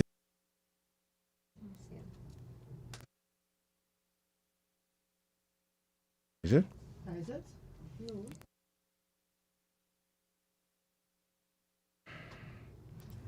So yes, that was a short excerpt of a Vice documentary focusing on this program that is attempting to apply principles of restorative justice in treating with perpetrators of domestic abuse who are in prison. Something that could be useful if applied here, but we don't know if the systems are such that it would allow for that, or whether men would be willing to listen to survivors and to reflect on their own wrongdoings. Well, first of all, you must admit that I was wrong and I need help, right? And this is why we're doing the program this morning, that for the brother who listening, or the brothers, and, you know, as the tagline said, we don't just tell stories, we change it. I would like to know why it is not frowned upon when women are abused. Exactly. Where you got that from? We had a man tell his story here about him being abused. As a matter of fact, the wife bouncing along with the car. And he took her a restraining order on her, she breached it. And up to this day, that man cannot get justice because that is why most men don't speak out, you know. You understand? Because he is still waiting to get justice for the woman trying to bounce him down. She didn't try, she did, she hit him. And up to now, she's not arrested and charged, and she continued to breach the protection order. And so this is why most men don't speak out, right, sir? Or whoever it is put up that comment without a picture, and I don't think that is your name. But yes, that's the reason why. So, but did you hear anything familiar, Yelena? Yes, I did. I did, definitely. And as you rightly said, we need to take accountability and really say, you know what, we did this, we were wrong, and we need help. Yeah. Without that, nothing would ever change. Because a lot of men and women think that what they do is right because they probably somehow accustomed to it, some different reason or so forth, and they think that is normal. So for them, they don't see an issue in their behavior, and they most times they try to justify the behavior. You know, I hit you or I beat you because you did this or because you did that. And I remember one time I asked the second abuser, I said, you know what, if your daughter were to do the same exact thing that I did that caused you to raise your hand, would it be justified as well for your daughter? Would you say, okay, you look for that? And they would never answer. So that's how we have to look at it. And stop trying to justify, as God would have said earlier, what you do for the man to hit you. There's absolutely nothing that could justify someone being abusive towards you. Correct. And, Go ahead. And both men and women have to identify their behaviors. I mean, us women as well. Instead of somebody saying you look for that, we need to check ourselves and see, you know, really what is causing this. Is it something really that we did? What is causing us to do something to get that reaction? So we as women as well, we have to be accountable and check ourselves too, to an extent. Yeah. If you just go ahead, Kamika. I agree with that, you know. When you come out of that type of relationship, you need to ask hard questions. What caused me to accept that? What caused me to stay in this for so long? You really need to ask yourself those questions and deal with it to avoid you going back into it and repeating that cycle. But the point I really wanted to raise is that many abusers are narcissistical, whether male or female. And when you have that, what happens is that they cannot accept wrong. They are never wrong. Narcissists are never wrong. So, there is always a reason in their heads for why they did what they did. And that is a whole other kettle of fish, as they like to put it. So it's hard to get a narcissist to change. It's really, really hard. It's like, I don't know, it's nearly impossible. Mm-hmm. Yep. So, no, go ahead, God. in keeping with our mandate, let's go to video C quickly, and we'll take some calls for Helena. Let's hold her hand this morning, and indirectly hold some of the women or the men hands who are experiencing the same thing right now. She's out of it now, and she's ready now to serve you, to help you understand what you need to do to get out of it. But she's not done yet. She'll be back for part 2. All right, because I can't give you that to explain those two situations in the same sitting. I don't want to put you through that this morning, it's already feeling sad for me to hear. But let's go to video C, and so this is important for parents, especially now. Yes. These were taken from a YouTube channel, and it's talking about the intersection of social media access for teenagers and access to substances, and the kinds of conversations that happen online that parents may not be aware of, the fact that certain things that they see and hear online may influence them to experiment with drugs. All of these things you have to consider as a parent of a teenager. God bless all of you, because I couldn't do it. Let's go to video C. Hi, I'm Ryan Hampton, author, advocate, and person in recovery from a substance use disorder. Many of us use social media to build relationships and stay connected with our family and friends. But did you know that there's a darker side of social media that can actually influence the way teens think about substance use? Alcohol, tobacco, vaping, and increasingly marijuana and prescription drugs are often glorified on social media. Not only are kids impacted by pictures they see of people partying with addictive substances, but many of the companies that make and sell these products market to kids even though it is illegal to do so. Juul, one of the leading e-cigarette companies, paid social media influencers to show themselves enjoying their products, had young, attractive actors in their ads, and offered giveaways to attract school-age kids to their products. The result? We now have a new generation of kids hooked on nicotine. Social media can also influence teens to try risky and oftentimes dangerous challenges involving substances. One of the more recent ones was related to Benadryl, an over-the-counter medication used for allergies. Kids were challenged to consume huge amounts of Benadryl, film themselves hallucinating, and post it for likes and comments. Social media makes these stunts seem cool and acceptable, when in reality they can be dangerous and they can even result in death. And did you know that it's the new marketplace for illegal substances? It's true. Social media platforms are increasingly being used to buy and sell drugs. The sellers benefit in that it provides worldwide reach and it's harder to get caught. The buyers find it convenient. Dr. Laura Berman, a relationship therapist featured on TV, lost her 16-year-old son to an overdose. He bought a pill on one of the social media platforms that was laced with fentanyl, a very powerful opioid that actually resulted in his death. In the wake of his death, she uncovered that kids are using emojis as a way to avoid detection by their parents to secretly purchase cocaine, ecstasy, heroin, vape products, or even look for a drug dealer. Did you know that a snowflake is a symbol for cocaine? Grapes are for cough syrup. A rocket is asking how strong the drug is, and a car is to request a home delivery. So, what can parents and other caregivers do? Keep an eye on your teen's social media in order to be aware and to respond if they're going to sites or channels that promote substance use.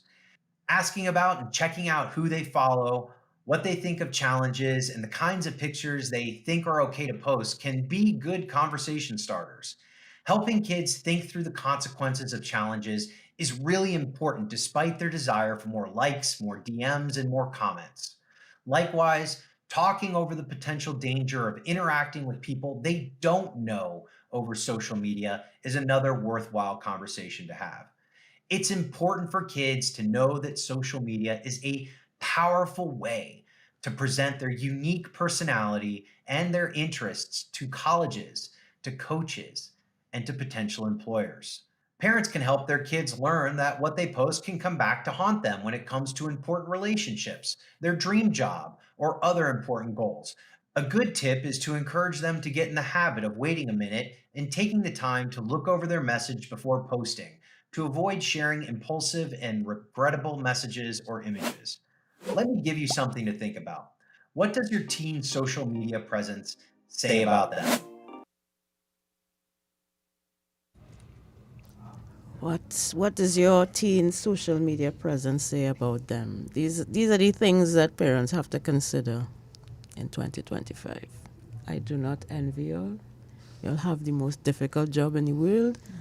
And it really is, especially with the advent of the internet, it really is a task to try to monitor all of the ways that your children can be engaged in negative things. Yeah. Have you experienced that with your children now? You're raising teenagers now, young adults. How has that been for you coming out of an abusive relationship, and how do you relate to them? How do you encourage them? How do you motivate them? I am overprotective. If I could stop anything from happening to my children, I would do it. And I can't. I mean, they all have to have their experiences and live their life and have their own journey. But I remember for my son, I didn't want him to have a phone at all. Every phone he would have, I would be on that phone. And I was like, what do you have with Instagram? And what? I would try to keep him away from it. And the more I try to keep him away from it, is the more that he will get a phone, he will get something. But that was how much that I try to protect my children from this. I remember one time a relative saying, oh God, send the children, this and that. And one time I couldn't hold back anymore. I said, when I used to, I don't want to be specific in my details because, somebody will sit down and put two and two together. I know who is who. I say, well, this happened to me when I was at this place, and I do not want this to happen to my children. So we need to be more careful and not just think as family. Yeah. I was sexually assaulted by a family, by a relative. Somebody we all trusted. Somebody we all think that, I don't think they will ever do such a thing. So So we will travel that journey next week. Calm down. Relax. When I'm sorry to say it like that, but I mean, we don't want to put you through any more trauma this morning. All right? You have, yes, Kamika. We could take some calls. 622-3937. Yes, Kamika, you want to say something? Yeah, I just want to really stick this in. So most times when you come out of abuse as a female, specifically to mothers, you are overprotective. And a spin-off of that is that you shield the children, right? I saw it in my life and I see it in all the persons I have. But I want to say that if you're listening and you are a survivor, shielding your children, you're actually doing them more harm, right? Because I saw it in my children. So what you do is you try to be the shield and you protect them from life. You protect them from every single thing. So when something happens, instead of their learning consequences, which is good for them to become young adults and to be able to really, handle life as an adult when you are not there. Because one day you're not going to be there, right? You are harming them. It's like you take this wild animal out of the jungle, you train it up in the house, and then you drop it back in the jungle. That animal can't exist, right? It's going to die. It's going to get attacked. And instead of shielding them, you really have to be able to guide and help them when things happen, that they face the consequence with your guidance. But it's something victims and survivors do. And I had to now fix that. I have a lot of damage control even up to now, especially with my boys, because I shielded them so much that everything now, instead of they learning to adult, they come to mommy, and it's not working well. Right? So, I mean, we really have to try not to do that as survivors. So you have to strike a delicate balance there, really, between Yes, I have learned. guiding and letting them learn. Yeah, so I have learned that balance, and I mean, it's happening now, but it's painful for me and for them, because I'm sure some of them they think like, why mommy not? But I have to pull and allow them, because one day, you know, I won't live forever, and they have life to face.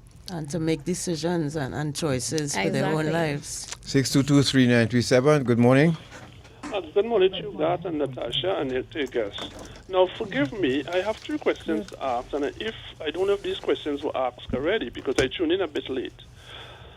So, to your guests, did you ever blame yourself for the problems that your mother, the problems that your mother and father had, the abuse that your mother was going through at the time? Because I would have heard stories of children. In fact, I know somebody who told me he blamed himself for his mother and father problem, and he didn't get over it until he became an adult. And in the terms of your boyfriend or children father at the time, after beating you, he may not have come and say that he was sorry, but did he do and make any action or behave in a way to show that he was a bit sorry for what he have done? And the third question, now Natasha, I think you talk about the law in Bahamas, where a husband cannot be held accountable for forcing his wife to have sex. Yes. But in this case, I'm looking at this question from my own ignorance. How did this abusive relationship affect the bedroom atmosphere? For instance, when he came in the bedroom, did he expect you to be cooperative and be the nice wife? But he wasn't forcing himself on you, but he came in with that attitude, expecting you to be cooperate with him, and be the nice wife, and all they share the same feelings and this kind of thing. But the abuse, what I want to really is how the abuse affected your bedroom relationship. Thank you so much, Dr. Natasha. All right, I wrote it down and you answered before we. Hello, good morning. Hello. Yes, good morning to the host and the panel. Mr. Garth, I have to congratulate you. What a lovely program you have been doing every Sunday. And to the 2 young ladies that I sit down and listen very carefully to what all go through. I'm the only boy. I have 2 sisters. And they're big, and I just talk to them. And you see what went on with you and that guy. May God richly give you the strength and courage, because you have 2 children growing up.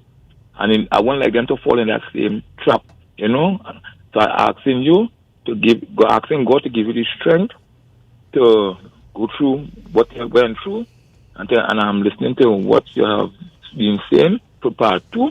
I am saying and taking in everything you have. And before I go, Mr. Tamika, what a lovely job you done on the day of the opening of the PNM. Congratulations. Okay, thank you very much. 622-3937, good morning. Good morning. Good morning. Now, I want to be very empathetic, right?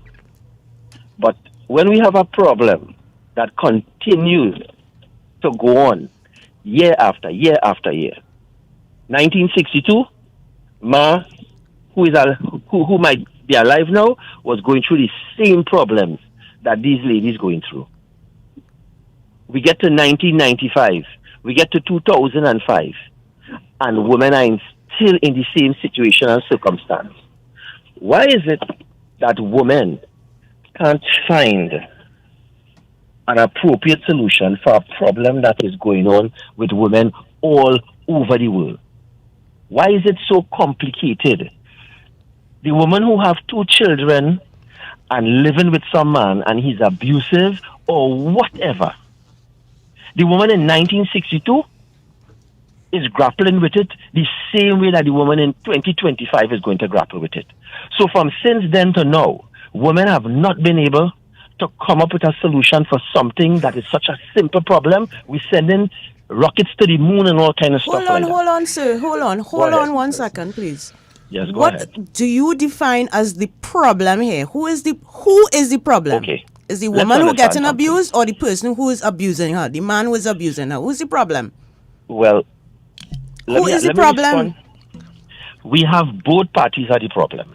How is that? And nobody's supposed to put their hand, let me hold a second here. Nobody is supposed to put their hand on anybody for any reason. So But let me who just is show the you something. problem in that equation? Hold on. Is it the person putting their hand on someone, or is it the Okay, you person want me whose to tell hand you is that how, being put yes, upon? the men are the problem.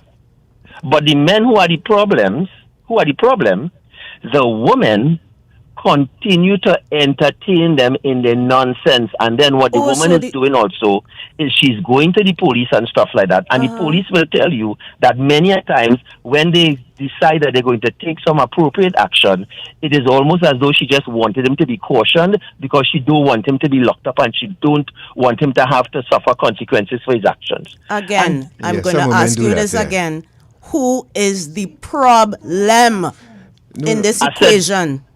I said the man who is putting his hand on the woman is the problem. Thank you very much. Who is dealing with that? Not the men? Not the men supposed to deal with that? No. Because you're saying that No, women the have men been is not taking this supposed to deal with abuse that. for Let me tell you years, why the men right? is- no. And we haven't No. been able to This is- find a this is- solution to the This is problem. hello, hold on. This is you thinking as a woman.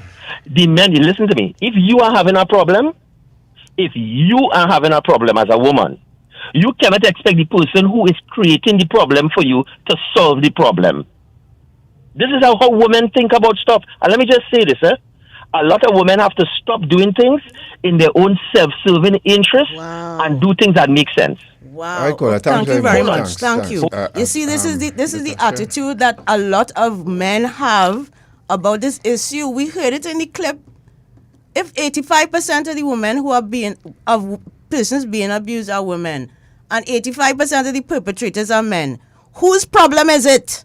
Okay, but you should not allow me to rattle a case like that. No, because it is infuriating that people cannot understand who is. Women are at once the problem, and we have to find the solution. But then also he made a point too about some women who actually... We acknowledge that. Right. So don't dismiss that. That happens to We us well. acknowledged it. It happens, but It happens. we have been speaking time and time again that it's generational, that there is a lot of trauma bonding, learned helplessness, all kinds of stuff that make women go back. It's just men just don't want to take accountability for their men need to behavior. hold other men accountable. Correct. We can't hold men accountable. Correct. How women will hold men accountable. No, I know from the time he said that, I was Natasha because I know that little fuse right there, and I knew it was going to end up like that. Because it This is why- foolishness. Okay, let's And walk this the is line. why we're in the position that we are in now, because men do not want to take hold of the fact that you don't want to hold other men accountable for the foolishness that they're doing. Yeah, I don't think you should. We don't have it written on us that I'm an abuser when we meet, right? Exactly. We go out, we lime, and we have a good time, and then No. just how you look when you start to dress like that. Now we're not together. You going out, that starts to, infuriate us. So the same thing that attracted me to you now makes me insecure. Yes. And some men are just Because not of how you prepared for think that. and how men and boys and girls are raised to believe that women need to protect ourselves and men feel free to do whatever they want without consequence. That is the reality we're living in. Yeah. This is the cause of the toxic masculinity. I know I don't like to hear that term, but this is the fact. The patriarchy is what causes this. 622-3937. Hello, good morning. Welcome home. Welcome back. Good morning. Good morning, Garth and Natasha. Morning. And to your host there, and to your guest. Sorry. Good morning. Natasha, you have all right to be infuriated. I got infuriated when the gentleman, the abuser, I'm not going to call him no gentleman, the abuser, held the wife and say he want to use the Bible to justify abuse. Correct. the Bible say. And he ain't go to other, he pick and choose to use the Bible to abuse, but he could go back to the same Bible and find articles in there why he should not be abusive to his wife. So the caller who called to tell you about both parties and all kinds, to justify maybe what a woman to find the solution and men to not take another look and say, but wait now, I was wrong. And, they always talk about doing the role play. Let me play the role of my wife. And you the husband, and you became me, how I would feel. Do the role play. Do the reverse and see how it feels. So don't use the Bible, that holy book, to justify doing wrong and abusing your wives and so on. Thank you, guys. Yeah, you see why I do like to correct him? No, but I feel like I just want to jump in real quick, right? And there's a part of the equation, Natasha, I think we'll disagree on. But this will start from your child mother or your wife, This will start from your mother. And there's a part of the equation. So what the man said, I wasn't perturbed. And there's a part of the equation we do say, you see a mother, you see men and their mothers, it starts from there. So this is why I think the role and the responsibility of the woman, it is great.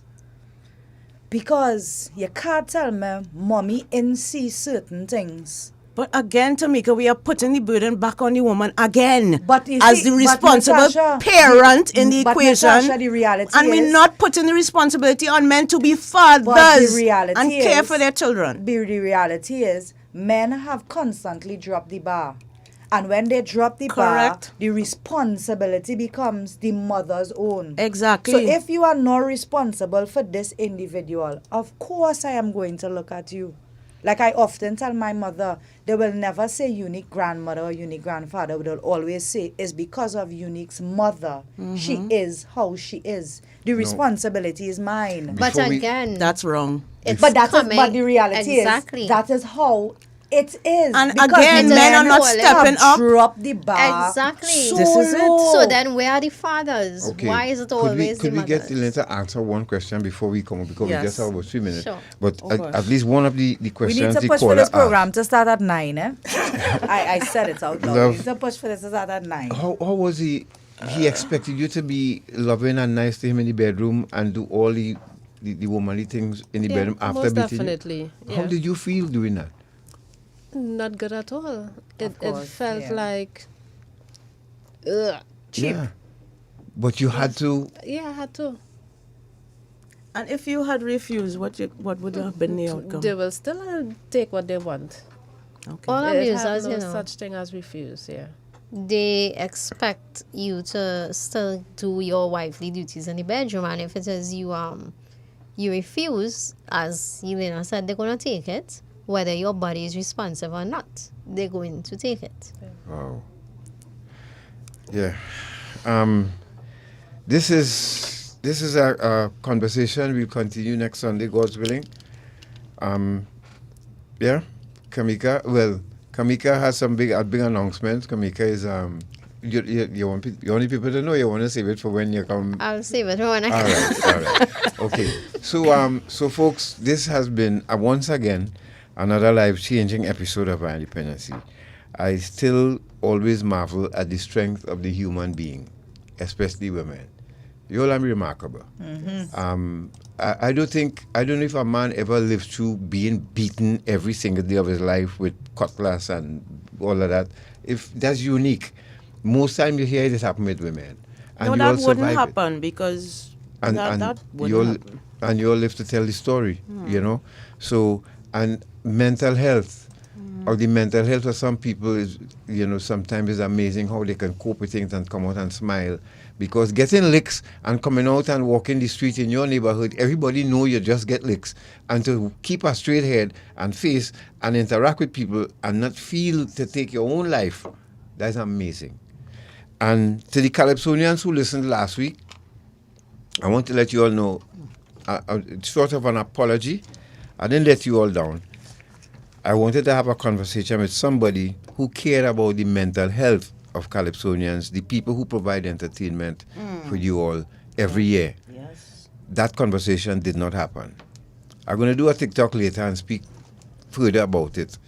But it bothered me whole week that I did not get out of that interview what I really expected or wanted to, which was the concern for our health, the mental health, and to make it look like I was perpetuating a dependency syndrome when the guy who provides the tent for Carnival, the mass band owner, all of them depend on Carnival so that they could make money. But the Calypsonians are being accused of having a dependency syndrome, which I find is unfair because everybody depends on Carnival to make money. And it's an investment just like the Calypsonians. The person who provided the service in Skinner Park was not called to account to us, the membership, for what happened. And it's many of us got affected. That, to me, is the concern we want addressed and more. And think about the mental health of those who invest on our side and see that investment go up in smoke every year. And the people who benefited from it back then, all of a sudden against it now and calling it dependency syndrome. I have a problem with that. And I don't want to bring my organization into disrepute, but we have concerns and there must be somebody who willing to listen to it and treat us with the respect that we give the executive. It is not being reciprocated. Elena, thank you so much, my dear, for your time here this morning. Kamika, as usual, you always come through for us and always ready to change some lives out there. You keep doing what you're doing. We're going to chat with this lady again to hear more. You are remarkable, let me tell you. You're remarkable. She is. And just like all the other survivors, we want to thank you very much for being willing and able to share your story to change some lives. Natasha? Thank you for having me. Yes, I just want to make a quick plug for the miniseries Adolescence on Netflix. This is a must-watch if you're a parent, if you're not a parent. It shows in some very graphic detail how misogynists are born. Focuses on a 13-year-old boy who stabbed a girl, a classmate of his, and it shows the many influences, not just his parents, who are loving parents, the school environment, online environment, all contribute to boys developing these attitudes about women in society. Adolescence on Netflix. You have to watch it. Yeah. Quick announcement though. Next week Sunday we'll be broadcasting from 12:30 instead of 10 to 12, just to facilitate the election. For the election. So for the entire month of April, we'll be 12:30 to 2 until everything comes back to normal after the election. So spread the word around, folks. Next Sunday. My shift change? My shift change? Yeah. Yes. Well, I don't know if they'll put it after thing, but we'll be on, and Dependency will be on from 12:30 to 2 o'clock. From next week Sunday until after the election, we go back to normal. All right. So once again, folks, thank you so much. Any closing remarks from you, though? I will save it for part 2. All right. Good Thank you very much, people. God bless you all. Take care of each other. Look out for each other. And what can I say? It's that abuse could never be good. Regardless to what, it can never be good. And it don't make you more of a man to have a woman and your children cowering in a home. Every time you pull up, everybody bladder get full and want to do trying to figure out what he's going to come through that door with, who is going to come through that door. Nobody deserves to live like that. No one. Take care of yourself and each other. We'll see you again on next Sunday's edition of Our Dependency from 12:30. Good afternoon. Good afternoon. Good afternoon.